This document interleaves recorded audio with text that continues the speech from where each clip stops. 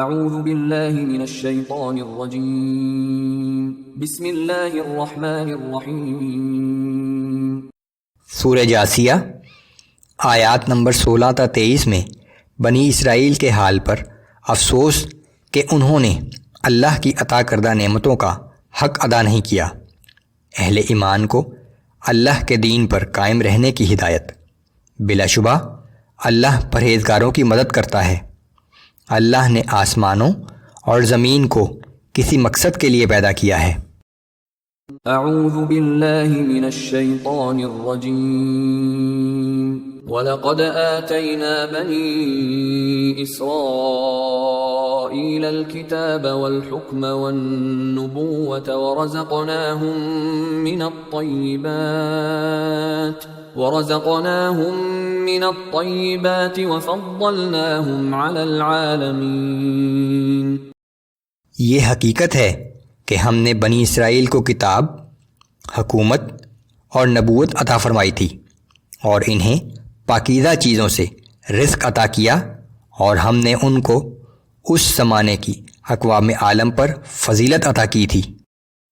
وَآتَيْنَاهُمْ بَيِّنَاتٍ مِّنَ الْأَمْرِ فَمَا اخْتَلَفُوا إِلَّا مِن بَعْدِ مَا جَاءَهُمُ الْعِلْمُ بَغْيًا بَيْنَهُمْ۔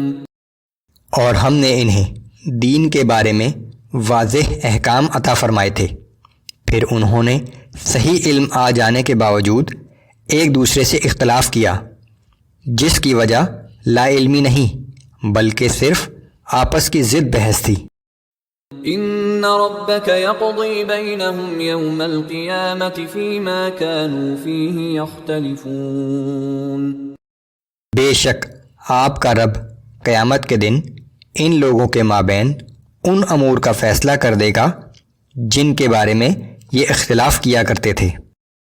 ثم جعلناك على شريعة من الأمر فاتبعها ولا تتبع أهواء الذين لا يعلمون۔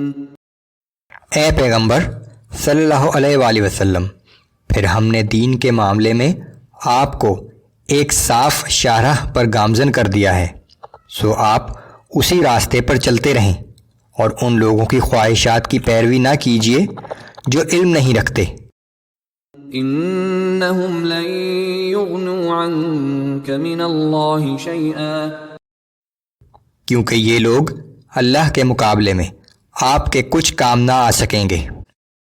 وَإِنَّ الظَّالِمِينَ بَعْضُهُمْ أَوْلِيَاءُ بَعْضٍ وَاللَّهُ وَلِيُّ الْمُتَّقِينَ۔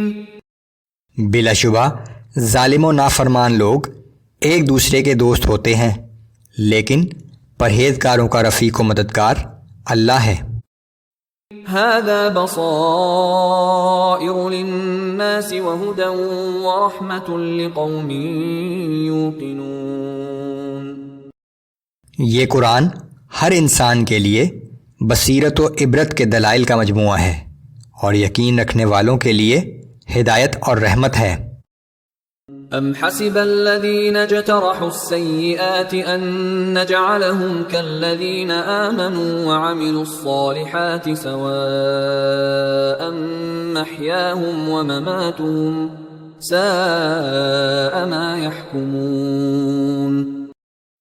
جو لوگ برے اعمال کرتے ہیں، کیا وہ سمجھتے ہیں کہ ہم انہیں ان لوگوں جیسا کر دیں گے جو ایمان لائے اور نیک اعمال کرتے رہے، کہ دونوں کا مرنا اور جینا ایک جیسا ہو جائے گا؟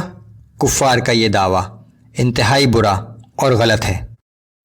وَخَلَقَ اللَّهُ السَّمَاوَاتِ وَالْأَرْضَ بِالْحَقِّ وَلِتُجْزَى كُلُّ نَفْسٍ بِمَا كَسَبَتْ وَهُمْ لَا يُظْلَمُونَ۔ اللہ نے آسمانوں اور زمین کو حکمت و مصلحت کے ساتھ کسی مقصد کے تحت پیدا کیا ہے، اور اس لیے کہ ہر جان کو اس کے اعمال کا بدلہ دیا جائے اور ان پر کسی قسم کا ظلم نہیں کیا جائے گا۔ أَفَرَأَيْتَ مَنِ اتَّخَذَ إِلَٰهَهُ هَوَاهُ وَأَضَلَّهُ اللَّهُ عَلَىٰ عِلْمٍ وَخَتَمَ عَلَىٰ سَمْعِهِ وختم على سمعه وقلبه وجعل على بصره غشاوة. اے پیغمبر صلی اللہ علیہ وآلہ وسلم، کیا آپ نے اس شخص کو دیکھا جس نے اپنی نفسانی خواہشات کو اپنا معبود بنا رکھا ہے، اور اس کی سمجھ بوجھ کے باوجود اللہ نے اسے گمراہی میں بھٹکتا چھوڑ دیا ہے، اور اس کے کانوں اور دل پر مہر لگا دی ہے، اور اس کی آنکھوں پر پردہ ڈال دیا ہے۔ فمن يهديه من بعد الله افلا تذكرون۔